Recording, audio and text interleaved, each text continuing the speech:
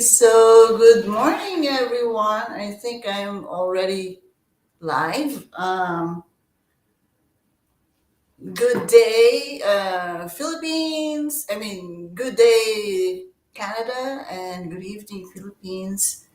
And kamusta kayong lahat? Okay, so let me just share. We are live on my personal Facebook page and also on YouTube. But I need to share this stream with your the business page.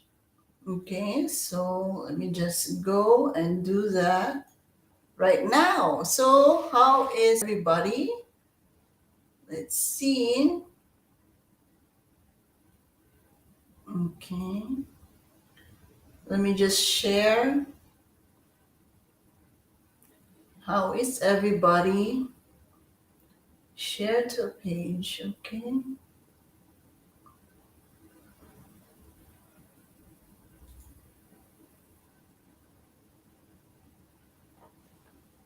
Mhm.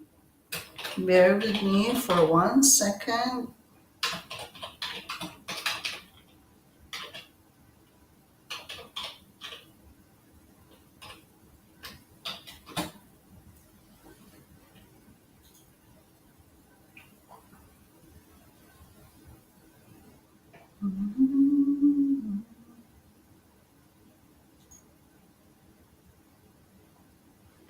Okay, so that is being shared right now.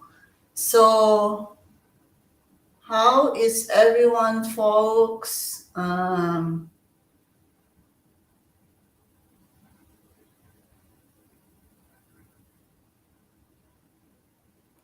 Okay, so I can see that captions are on, and I don't know how to turn off the captions. So, anyways, um, yeah, hayaan na lang natin na mag-captions. Mag-show ang captions dyan. So, the weather here in Canada is getting cooler, right? In fact, other parts of Canada, um, they've already experienced snow. But here in Toronto, Ontario, wala pang white stuff. Wala pang white powder. So, um, as much as I I love winter in a way because the snow looks pristine, diba? It looks peaceful, pero pag kasagsagan na ng winter when it gets really so cold, parang ayoko na. So anyways, guys, do keep yourselves warm, dress properly when you're going out, with your hats or your toque, your mittens, gloves, your boots, diba? We need to dress appropriately for the weather. So, okay. What else? Okay, so today is November 9th, okay, 2022. And in 2 days, Canada is going to celebrate Remembrance Day. Ito po yung, when it's observing the end of World War II. Okay, so it's also called as Poppy Day. So, sa November 11, mostly it's a statutory public holiday, but it's not being observed in all provinces. So, excluded from the stat holiday is yung provinces of Ontario, Manitoba, Quebec, and Nova Scotia. But employers can still choose to observe the holiday on their own and give their staff a day off. But in other provinces, statutory holidays. So it's going to be a very short work week in other provinces, but for us here in Ontario, it's at the discretion of employers kung magiging um, uh, kung bibigyan ng day off yung mga workers. Okay, so for this ImmSessions Wednesday, in Live Wednesday, what I prepared now for today is only to answer your questions, right? Na I received from the email and from chats from social media. Okay, but before we start, I would just like to welcome, of course, welcome everybody, and sa mga nag-like po, sa mga nag-like and nag-react, nag-give ng heart sa mga video, hello to all of you. I see Jazz, okay? Tingnan natin. Let's just, oh dear. Okay, so,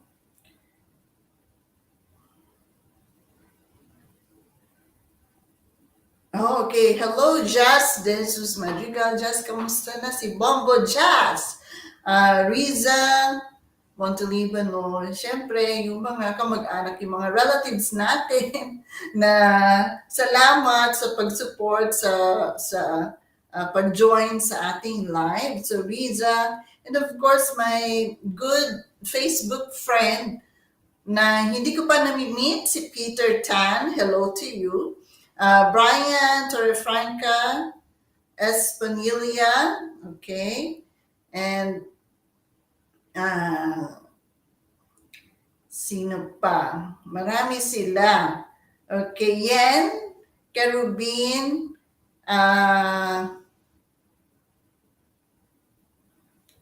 of course, Lizelle. Lizelle has a question that I will answer later on. And Miss Irma, Karen, okay. So, hello to Rodora, Cherry, Evangeline, okay. Dines, hello Dines. I was inviting Dines to join me in the live, but next week po, we'll see if Edina Banawel from Lloydminster will be able to join us, okay? So hello to Anna Dale, Clarence, Vami. So hello sa inyong lahat, okay? And okay, so that's it. I hope you stick around, okay, sa ating live video. Do stick around. Now, okay, so I have 4 questions na gusto kong sagutin from. So this one came from the email, okay? So, of course, we're not going to use the full names of the people na nag-send sa atin ng mga questions. Okay. So, this one came from Daisy. So Daisy said, I would like to divorce my ex. We are both permanent residents in Canada. I petitioned him with my children 4 years ago, but I don't know how or where to start. Please help. Daisy. Okay. So Daisy, divorce is a family matter. So you need to see a lawyer who specializes in family law. Okay? Kasi yung divorce, hindi naman yan saklaw ng immigration law. So you have to go to family court and you need to seek the counsel of a family lawyer to help you with the process. Okay, but you mentioned that you are a PR and you petitioned your husband whom gusto mo na siyang i-divorce ngayon. So, based on immigration regulations, your length of undertaking as a sponsor is 3 years. What does undertaking mean? So, undertaking means na nung nag-sponsor ka ng husband mo, naging responsibility mo siya financially.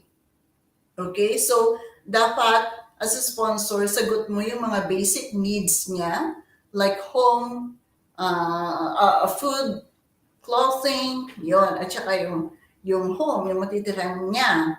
And, all extended medical needs like dental, yung mga ganon. So, you are, in the eyes of the government, Canadian government, as a sponsor, you are responsible for your husband. So, if you divorce your husband within 3 years, kahit mag-divorce kayo, kahit maghiwalay kayo, responsibilidad mo pa rin si husband. Okay?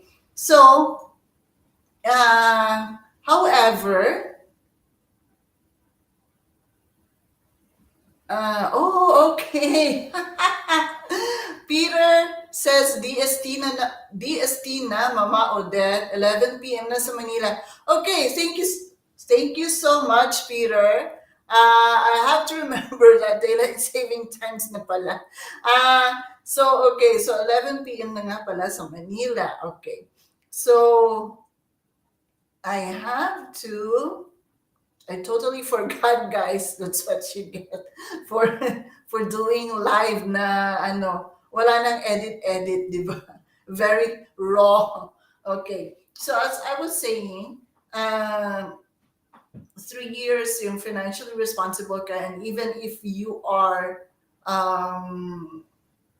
separated or divorced, within those 3 years, ang sponsor pa rin ang may responsibilidad sa kanyang in-sponsor na tao. Okay? So, having said that, given that 4 years na, it's been 4 years since your husband landed in Canada, is hindi na, tapos na yung undertaking mo, tapos na yung financial responsibility mo sa kanya.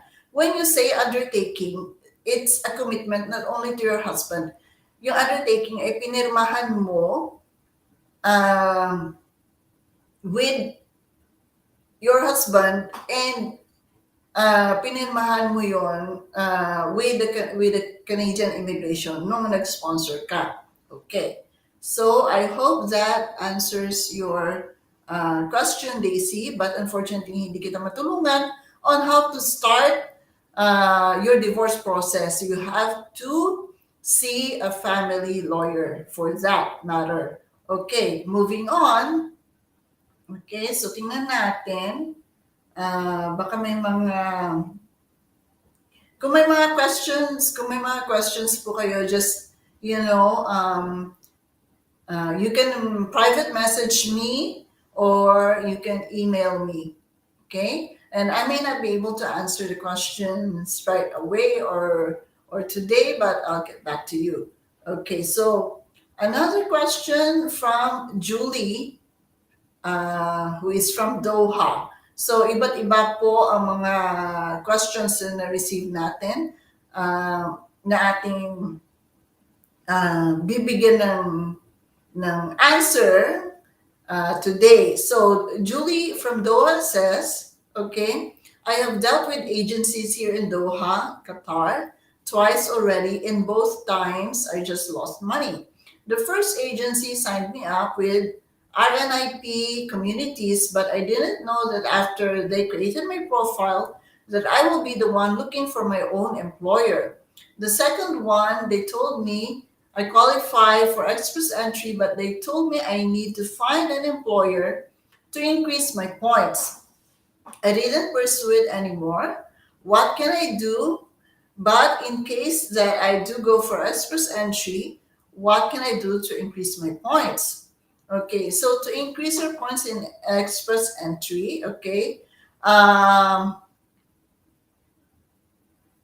you need to get a provincial nomination that will automatically give you 600 points. Okay, um, getting a valid job offer will also increase your points by 50 to 200 points. So, yung 50 points, you get it for a skilled occupation, and the 200 points is you get it for yung mga senior management positions. So, mahirap makuha yung 200 points. Although I know that a lot of agencies advertise it like it's, easy as pie na makakuha ka ng 200 points for getting a job offer. Most of the time, it's 50 points that applicants get for a skilled occupation. Yung 200 points, so you get the 200 points for only these occupations. Yung legislators, senior government managers and officials, senior managers in health, education, social and community services and membership organizations, senior managers in trade, broadcasting, and other services, and senior managers in construction, transportation, and production. So, what I find amusing is that the NOC 0011, which is legislators, is you cannot be a legislator unless you are a Canadian citizen. So parang it's amusing, but that's what the guideline says. You get 200 points if you get a valid job offer as a as a legislator. Okay, so for 50 points naman, um, uh, you get a valid job offer for a skilled occupation. So, what does skilled occupation mean?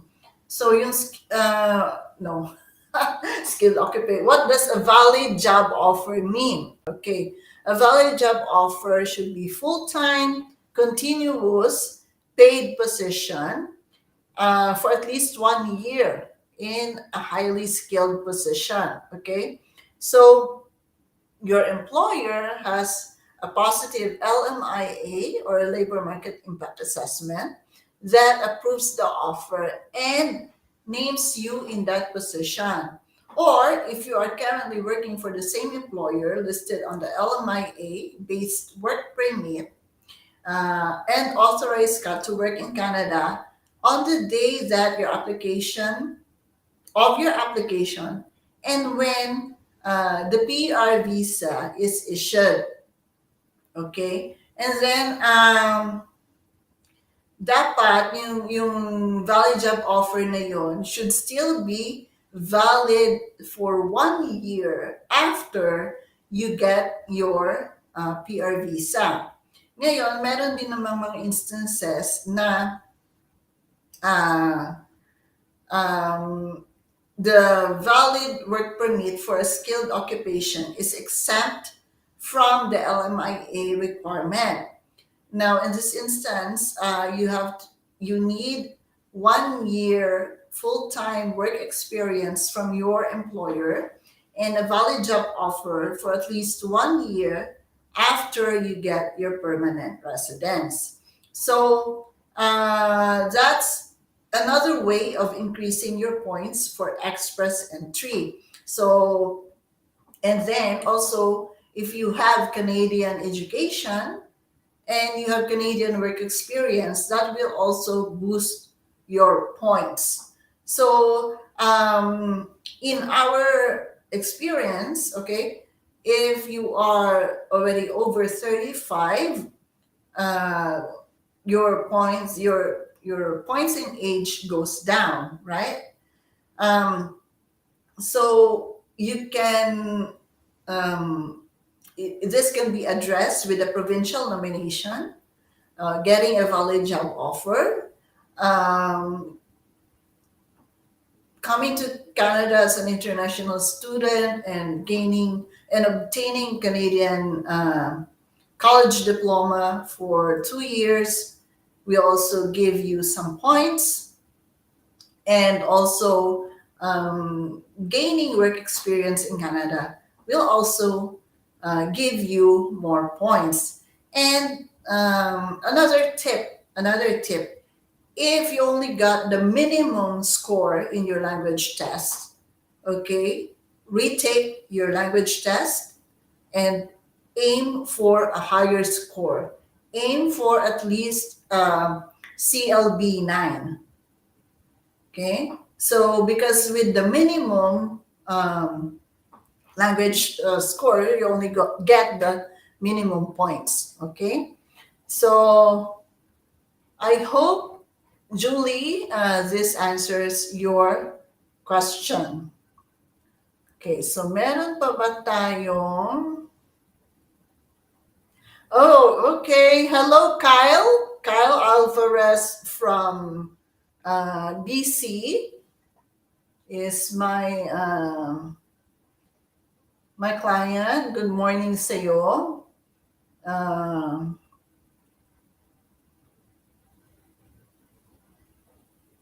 Okay, salamat sa panunood. Okay, so please let me know if you have more questions, if you have any questions, and just write them in the uh, comment section, or you can email me or private message me. Okay, so you all.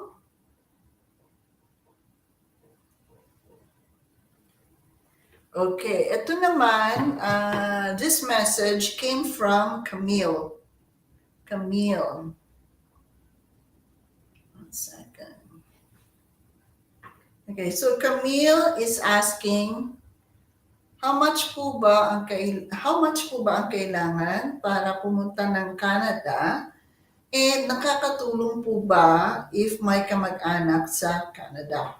Okay, Camille. So to answer your question, Camille, it depends on the pathway, right? Kung anong immigration pathway ang tatahakin mo, um, yung finances, yung financial cost depends on the pathway. Kasi, for example, sa provincial nominee program, if you go on that if you get a nomination, may mga probinsya kasi na may bayad to get a nomination, to apply for a nomination. Like for Ontario, it's $1,500 Canadian dollars.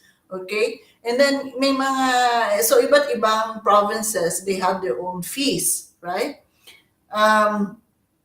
For and apart from that, you have to prepare for your of course your immigration fees, yung ibabayad mo sa Immigration Canada for your application. So it depends kung anong application ang ipopursue mo. Like for example, if you're going to apply for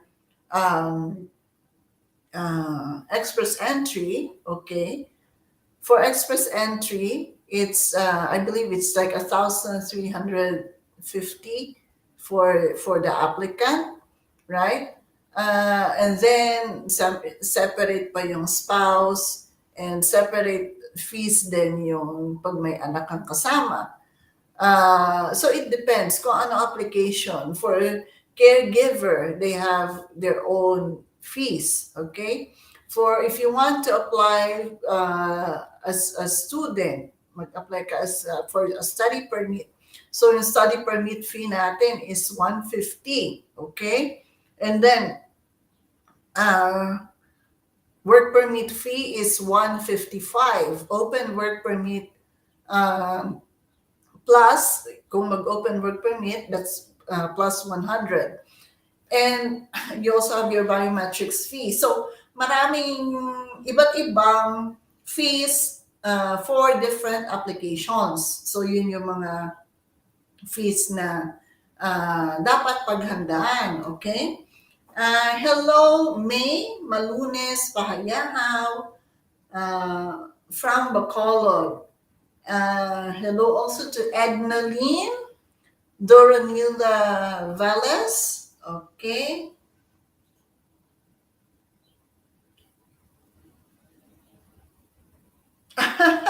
Thanks, Peter. Maganda daw ang office. Okay, let me see. Okay, so going back, of course, when you are, lodging an application, kailangan mong paghandaan yung police clearances. So police clearances, usually if you're from the Philippines, syempre you get your police clearance from the Philippines, right? But if nagstay ka sa other countries in the last 5 years and you're lodging temporary resident visa application, then you need to get police clearances from those countries. So if you're currently working from Qatar, so syempre, kuha ka ng police clearance sa Qatar, kuha ka rin ng police clearance sa Pilipinas. So that all adds up to your expenses, okay? And you need to prepare for your medical, okay? Medical. So last time that I checked, yung medical sa Pilipinas, it costs around like 13,000 pesos. Yon sa Pilipinas at St. Luke's Hospital, okay? So sa Pilipinas, pwede mag-medical sa Cebu, Davao, and Manila, and Baguio. Yeah, these are the places where you can do your medical. So, yun yung mga dapat na you're welcome, May. Thank you daw. So, yun yung mga dapat na paghandaan natin, yung ating, to recap, immigration fees, yung ating medical, okay, yung medical cost, and yung ating mga police clearances, and of course, yung mga paglakad pa ng mga papers natin, yung mga pagkuha ng mga passport, right? So, marriage certificate, birth certificate, so all that. You need to prepare for that. If you need to have an English test as part of your application, you also need to prepare for the cost of that test, okay? And of course, if you're going to retain or obtain the services of licensed immigration consultants or a lawyer, di syempre, you also have to prepare for the professional fees. Okay. So, oh, hi Gilbert! Kamusta? Kamusta, Gilbert? I'm so happy you're here. Okay, hello, Fe Gregorio. Nerissa. I was just chatting with Nerissa the other day. Okay, sino pa ba? I hope hindi. Okay. So, I just hope na I won't be able, I won't miss anyone, na nanonood ngayon. Okay. Hello, Mare Lorna. Okay, so, May Manang, base makita na kamuda ni Daidin, please extend my regards to her. Halong kamo, pirmi. Okay, I will let Daidin know, but you know what? Basi magkita na mo. So, anyways, we are moving on to our last question. Okay, let me just find the question. Okay, here it is.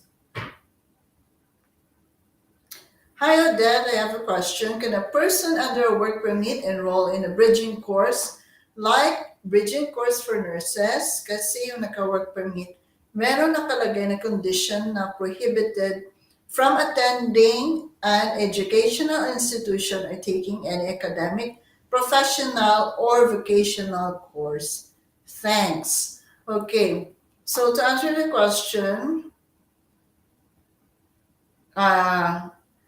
if she is on a work permit, right, and she wants to study, she cannot study without obtaining a study permit. Kasi very specific yung condition sa work permit niya na yun na nga nakalagay, prohibited from attending an educational institution or taking any academic, professional, or vocational course. So if she intends to study, then she would have to apply for a study permit. Okay? So I hope that answers your question. And I think,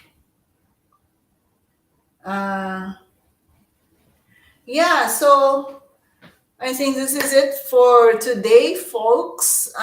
See you again next Wednesday. Thank you for joining me.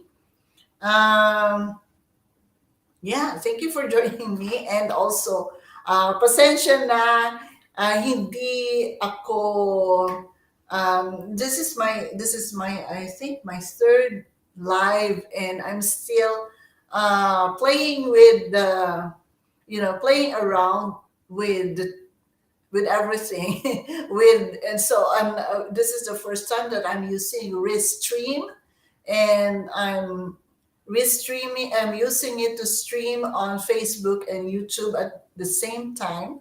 I just haven't seen how it looks on YouTube, but I already saw how it looks on Facebook.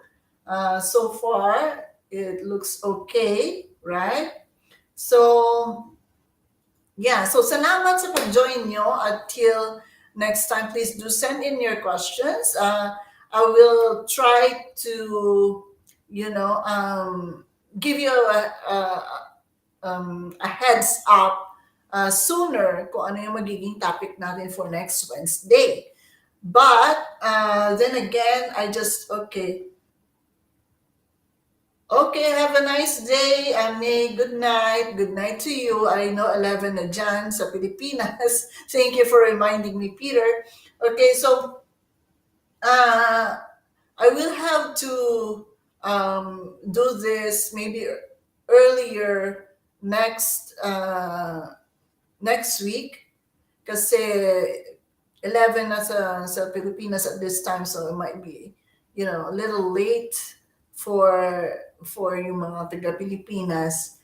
And of course, it's a Wednesday. The following day is a working day. So we will see if we can do it earlier next Wednesday. Anyways, that's it for today, folks. Thank you for joining me. Salamat, salamat. Until next week. Bye for now.